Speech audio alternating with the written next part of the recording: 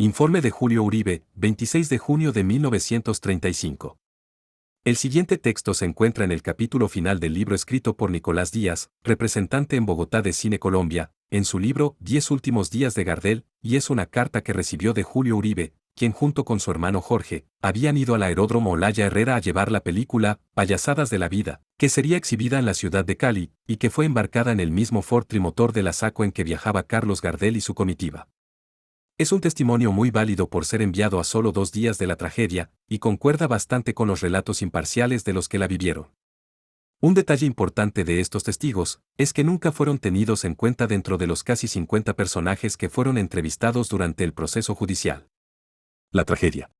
Solo me resta insertar una relación que de la tragedia me hace un testigo presencial e imparcial, para que cada cual pueda formar su criterio y formar un concepto en lo que atañe a esta, la más triste y dolorosa catástrofe de aviación acaecida en Sudamérica y quizás en el mundo. Si hubiera sido posible, los cadáveres de aquellas víctimas esclarecidas deberían haber sido depositados en una sola urna, y en vez de cruces un monumento de laurel y palmas que representara todo lo que en aquel trágico día se extinguió, unas de gloria, de juventud y de esperanzas deshechas. La descripción de la tragedia, que es lo más gráfico y sincero que hemos conocido hasta hoy, fue redactada por Julio Uribe, quien con su hermano Jorge Uribe fueron testigos directos, dice en síntesis, así.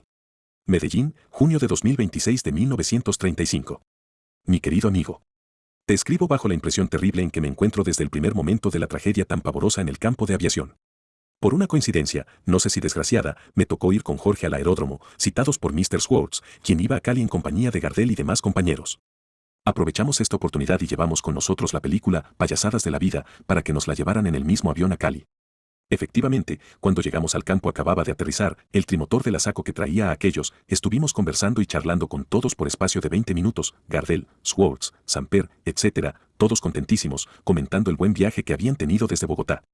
Enseguida arrancó el aparato que estaba frente al norte, dio la vuelta y entró en la pista central en dirección sur, hasta el final de ella. Mientras tanto, Jorge y yo nos acercábamos un poco a la casa de la Escata, donde se encontraba listo el trimotor, Manizales, ya a punto de salir para Bogotá.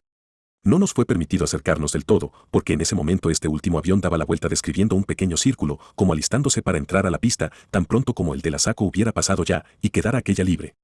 Jorge y yo nos situamos de tal manera que pudimos ver en el fondo de la pista central el trimotor de la SACO dando la vuelta para arrancar definitivamente y levantarse. Lo vimos cuando salió, habría una distancia de 700 metros. Se vino muy bien, normalmente.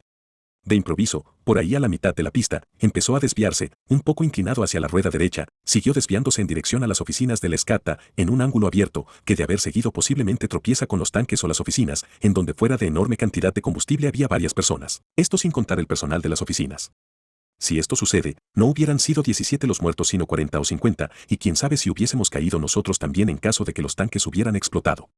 Además, entre las oficinas de la Escata y el lugar de entrada correspondiente a la SACO, había un trimotor y un bimotor de propiedad de la SACO, como también bombas portátiles de gasolina, cables y mangueras, etc.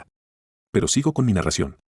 Como nosotros somos profanos en estas materias, en un principio no comprendimos por qué había desviado de su ruta el trimotor de la SACO y se venía precisamente hacia donde se encontraba con el Manizales. Lo que sucedió después fue obra de segundos. El trimotor, que venía, se precipitaba sobre el otro, que estaba perfectamente quieto, con sus máquinas prendidas y listo para arrancar. Luego sobrevino el choque violento, aterrados, que nos dejó a todos paralizados, sin movimiento, incapaces de concebir como verdadero lo que estábamos presenciando. «Eso no puede ser», exclamamos. Al choque sobrevino la llamarada, pero sin que hubiera habido explosión fuerte. Luego hubo unos segundos de silencio, el terror paralizó a todos. Transcurridos esos instantes, corrimos hacia el punto en donde se encontraban las dos máquinas envueltas en una sola llamarada. Jorge me seguía y corrimos hacia allá, tal vez porque vimos que alguien hizo lo mismo. Estoy seguro que si hubiéramos visto ir a la gente hacia el lugar opuesto, hubiéramos hecho lo mismo, tal era el estado de inconsciencia en que nos encontrábamos.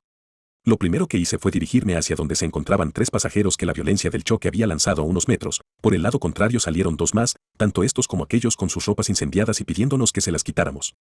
Mientras tanto, ellos procuraban apagar el fuego dándose con las manos. Aquí casi todos se tomaban la cabeza y la cara, quizás por el dolor de las horribles quemaduras, pues estaban sin pelo, con la piel tostada y rajada y casi no veían.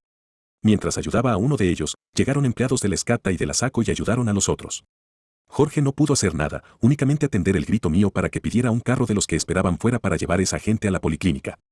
Luego nos acercamos al incendio hasta donde las llamas y el calor nos lo permitieron, con el propósito de ver si fuera de los aparatos había alguien a quien poder ayudar, pero no había nadie, y los 5 que salieron en el primer momento fueron los únicos sobrevivientes.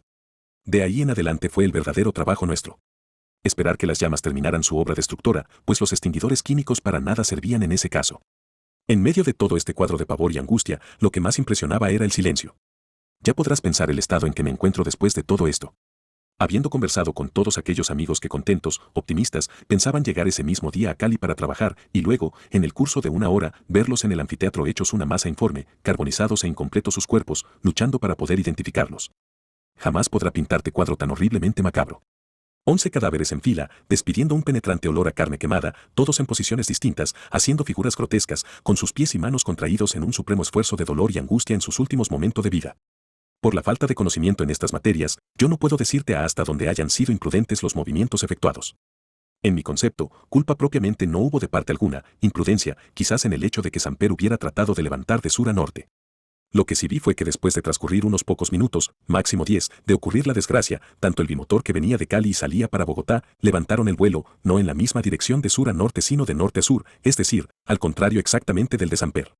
De esto debemos culpar a la fatalidad, fue obra de la desgracia y de la mala suerte, y antes que entrar a hacerse cargos mutuamente las dos empresas, considero que deben guardar un mutuo silencio ante la desgracia que aflige al mundo entero, y ya cuando todo haya pasado, entonces sí proceder a investigar lo del caso.